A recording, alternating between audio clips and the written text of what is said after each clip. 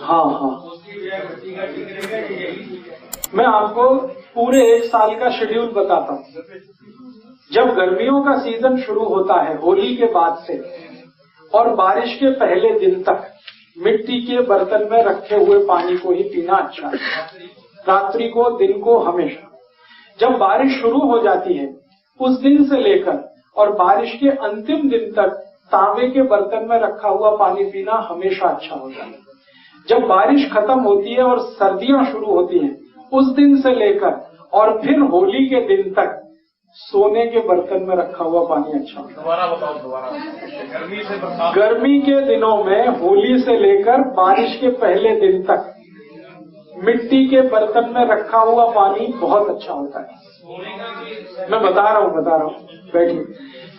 बारिश के पहले दिन से और होली के पहले दिन तक का जो समय है गर्मियों का, ये मिट्टी का है।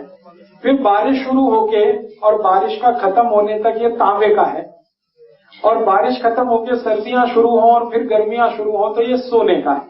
अब प्रश्न उठता है कि भाई सोने के बर्तन कहाँ से आएंगे इतनी महंगाई के जमाने में? तो आप ऐसा करिए, बर्तन कोई भी रख लीजिए, मिट्टी का ही रख लीजिए, सोने की उसमें एक अंगूठी डाल के छोड़ दीजिए, सोने की एक चेन डाल के छोड़ दीजिए, तो कुछ फायदा तो होगा ही, नुकसान तो नहीं होगा, फायदा तो थोड़ा होना ही है। सोना जो है ना, सोना बहुत गर्म और चांदी बहुत ठंडी। तो गर्मियां हैं तो सोने का पानी जहर है, लेकिन वही पानी अमृत है जब ठंड का समय। तो ठंड के समय में सोने के अंगूठी का पड़ा हुआ पानी, सोने के रिंग का पड़ा हुआ पानी, कुछ भी सोने का सिक्का एक छोटा सा हो, कुछ भी हो, किसी भी बर्तन में डाल के रखिए। और इस पानी को मैं मेडिसिन के रूप में यूज करता हूँ मेंटल डिसीज में। एपिलेप्सी के डिसीज है ना, जिनको चक्कर आते हैं, बेहोश होके गिर जाते हैं, हाथ पैर टेढ़े मेढ़े हो जाते हैं, एपिलेप्टिक अटैक की बेस्ट मेडिसिन है सोने के बर्तन में रखा हुआ पानी।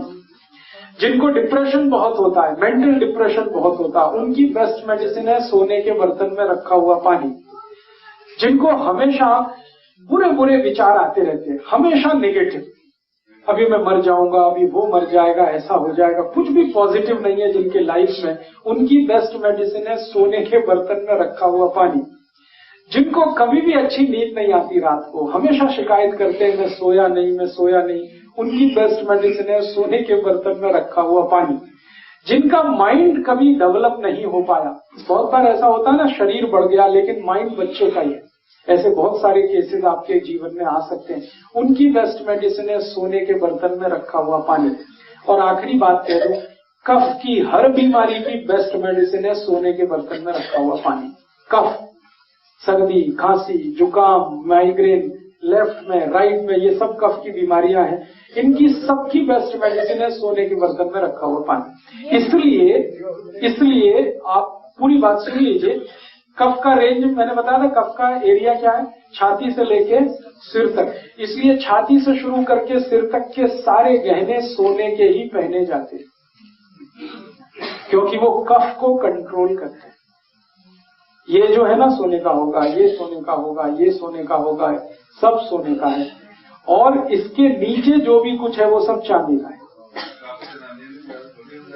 तो सोना जो है छाती के ऊपर के सारे अंगों में पहना जाता है, क्योंकि कफ को कंट्रोल करता है। तो मैं कहने जा रहा हूं वो ये कि हमारे जो गहने हैं वो सब हमारे हेल्थ से जुड़े हुए हैं, स्वास्थ्य से जुड़े हुए हैं जी। ये अंगूठी सोने की डालते हैं वो ग्रहों के चक्कर वाले, वरना हमेशा हाथ में जो अंगूठियां पहनी जाती है नॉर्मल केसेस में वो चांदी की होती है, लेकिन ग्रहों के चक्कर है, किसी को मंगल का चक्कर है, किसी को शनि का चक्कर है, पंडित जी बताते हैं तो हम पहनते हैं। तो मैं जो कहना चाहता था वो शायद आप समझ पाए हैं कि 4 महीने जब सर्दियां हैं तो सोने के बर्तन का पानी पीना है, 4 महीने जब गर्मियां हैं तो मिट्टी के घड़े का पीना है, 4 महीने जब बारिश है तो तांबे के बर्तन का पानी पीना है जी। पानी को हमेशा पीने का तरीका है कि सबसे पहले गर्म कर लीजिए, सबसे पहले सवेरे सवेरे खूब उबाल दीजिए, फिर उसको रूम टेम्परेचर तक ठंडा हो जाने दीजिए, फिर बर्तन में डाल दीजिए, चाहे वो मिट्टी के घड़े में डाल दीजिए, चाहे तांबे के बर्तन में डाल दीजिए, चाहे सोने वाले उसमें डाल दीजिए, फिर उसी को दिन भर पीते रहिए। हर समय गर्म करके पीने की जरूरत नहीं है, एक बार बॉईल करके रूम टेम्परेचर तक ठंडा कर दीजिए, फिर उसको किसी भी बर्तन में डाल के सवेरे से शाम तक यूज करते हैं। जी, अभी आरओ का सवाल आया तो मैं इसको जरा बता देता हूं, वैसे मैं कल बताने वाला था। ये आरओ का पानी अच्छा कि नहीं, मैं आपको पानी के बारे में जानकारी दे दूं मोटी सी, 2-3 मिनट में। वो ये कि आयुर्वेद जो कहता है सबसे अच्छा पानी है बारिश का पीने के लिए, जिसको अमृत कहा गया। तो आप कुछ अगर ऐसी व्यवस्था कर सकें कि बारिश का पानी इकट्ठा करें और उसको साल भर पिए, तो आपसे ज्यादा सुखी कोई नहीं दुनिया में। आप बोलेंगे कैसे कर सकते हैं? बहुत आसान है। आपकी जो छत है ना, उस छत को तो आपने सबने सीमेंटेड कराया ही हुआ है।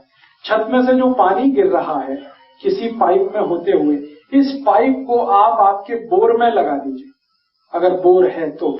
बोर नहीं है तो वो पाइप को किसी टैंक बना के उसमें डाल दीजिए, अंडरग्राउंड टैंक बना दीजिए आपके घर में, और उसमें पूरा पानी डाल दीजिए। बारिश के पानी में कोई एक्सपायरी डेट नहीं है, इसको ध्यान रखें। बारिश के पानी की कोई एक्सपायरी डेट नहीं है।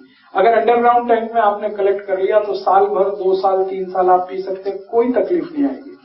राजस्थान में गांव-गांव के हर घर में टैंक रहता है, और 5 इंच बारिश होती है, वो एक एक बूंद पानी इकट्ठा करते हैं, उसी को साल भर पीते हैं। जॉन्डिस की बीमारी उस एरिया में कभी नहीं होती, क्योंकि बारिश का पानी पीते हैं। तो बारिश का पानी आपके लिए सबसे अच्छा, जैसे भी हो आप इकट्ठा करिए। दूसरा पानी जो सबसे अच्छा माना जाता है वो नदियों से आने वाला, जो नदियां ग्लेशियर्स के साथ जुड़ी हुई, जैसे गंगा नदी है, ये सीधे ग्लेशियर से आती है। ग्लेशियर की बर्फ है, वो पिघलती है, मेल्ट होती है, फिर उसका पानी नदी में आता है। तो दूसरा सबसे अच्छा पानी है उन नदियों का जो ग्लेशियर से आती है, पहाड़ों से आती है। तीसरा सबसे अच्छा पानी होता है तालाबों का, जो बारिश के पानी के रूप में ही इकट्ठा होता है। और चौथा सबसे अच्छा पानी होता है वो बोर का, जो बारिश के पानी को रिचार्ज करके ही बोरिंग में आता है। और 5वां सबसे अच्छा पानी होता है म्युनिसिपल कॉर्पोरेशन का, जो आप पीते हैं। अब आप सोच लीजिए कि म्युनिसिपल कॉर्पोरेशन का पानी लास्ट में है, तो माने सबसे खराब है, सबसे अच्छा बारिश का। तो अब आपको तो कॉर्पोरेशन का पानी है, ये आपकी मजबूरी है। मैं चाहता हूं आप मजबूरी को थोड़ा बदलिए, 2-4 हजार रुपए खर्च करिए, या ज्यादा से ज्यादा 10,000 रुपए खर्च करिए। आपकी छत में स्लोप बना दीजिए और एक पाइप में पूरा पानी उतारिए, फिर उस पाइप को आपका एक टैंक बना के अंडरग्राउंड उसमें उतारिए। मैंने मेरे घर में ये व्यवस्था की है। मुश्किल से 22,000 रुपए का खर्चा आया, और उस खर्चे में मैं हर साल 1 लाख लीटर पानी कलेक्ट कर लेता हूँ। मेरे टैंक में उतना आ जाता है, साल भर हम पीते हैं, हमारे पड़ोसी भी पीते हैं।